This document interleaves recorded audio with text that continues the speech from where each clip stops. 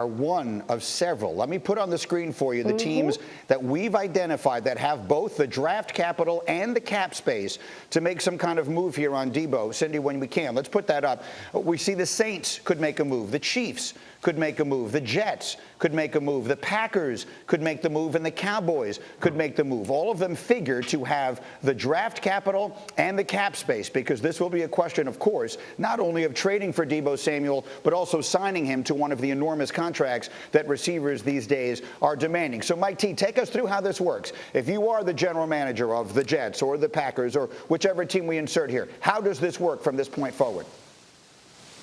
Yeah, I'm calling John Lynch every single day, the GM of the 49ers, to see what it would take. And let's just stay with your New York Jets, Greeny. I'm looking at the 10th pick of the draft, and I'm saying to San Francisco, if there's a player that you really covet, we can make this trade literally while we're on the clock. We actually did that going back to 2009 with Mark Sanchez, where we actually traded players to the Browns with some picks to get Mark Sanchez literally, Greeny, while they were on the clock. So you would want to try to get an agreement in principle with Deebo's agent, which to me would be upwards of $28 million a year, well over about $70 million at least in guarantees.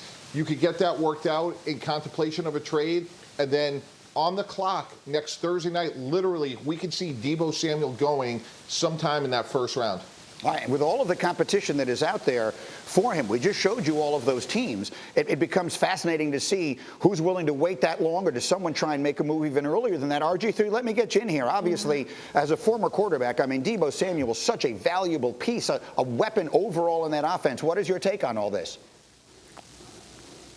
Oh, my take is it's the Jets all the way. They are praying that Deebo continues to try to Deebo his way out of San Francisco. When you talk about taking pressure off of Zach Wilson, why not have him just drop back, throw a 5-yard shallow, and watch Deebo take it 60 yards to the house? This guy's not just a number one wide receiver when he had 1,405 receiving yards last year, but he's also a number one catch and run wide receiver, just lethal with the ball in his hand. So I know there's some speculation out there about why he wants to leave San Francisco. No one really knows but him, his agent, and the 49ers. But if I'm the quarterback of the team that he might be going to in the future, I don't really care, right? Come on over, Deebo. I'll throw you the ball. If you only want to play wide receiver like some people have speculated, that's fine, because he is dynamic and dominant at that as well. So this Deebo Samuel trade right before the draft, or this chatter right before the draft, is something that's extremely fascinating.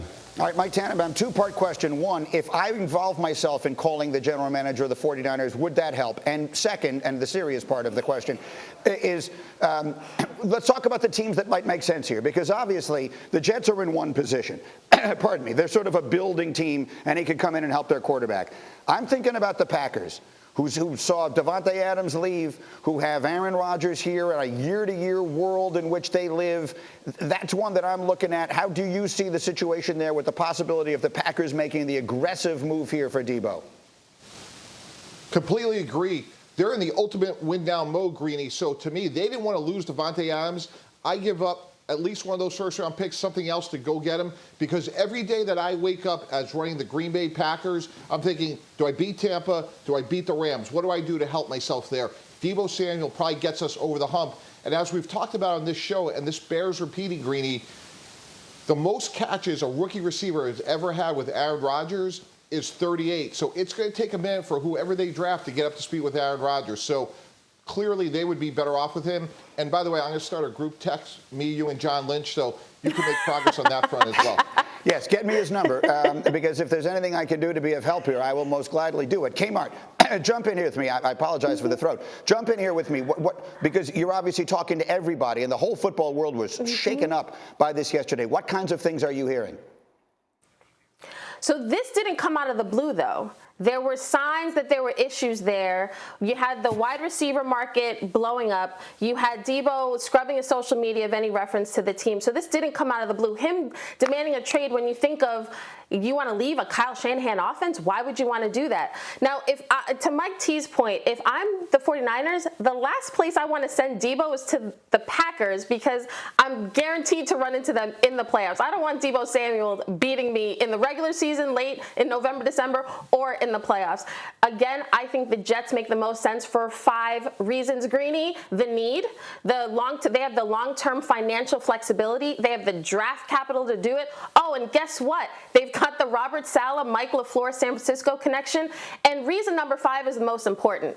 It would make your day, Greeny. After they lost out on Tyreek Hill, they would finally have an explosive weapon for Zach Wilson, who is bound to win the Super Bowl this season, obviously.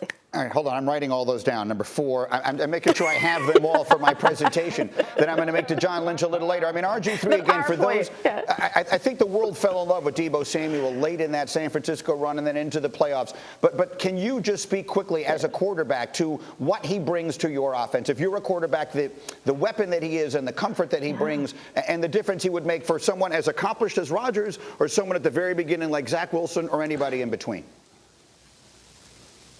Yeah, I mean, you talk about the Packers. I agree with Kimberly. It's probably unlikely that Deebo would go to the Packers because the 49ers don't want to trade him there.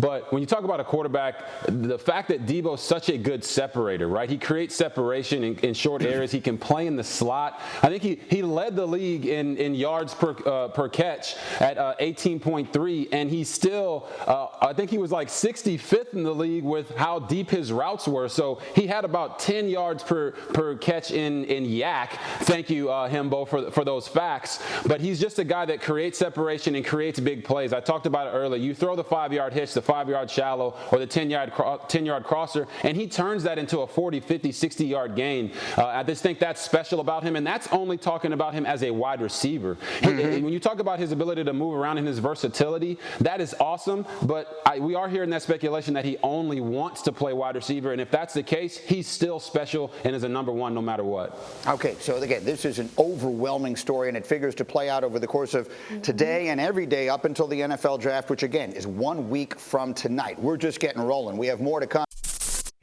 Thank you for watching ESPN on YouTube. For live streaming sports and premium content, subscribe to ESPN+.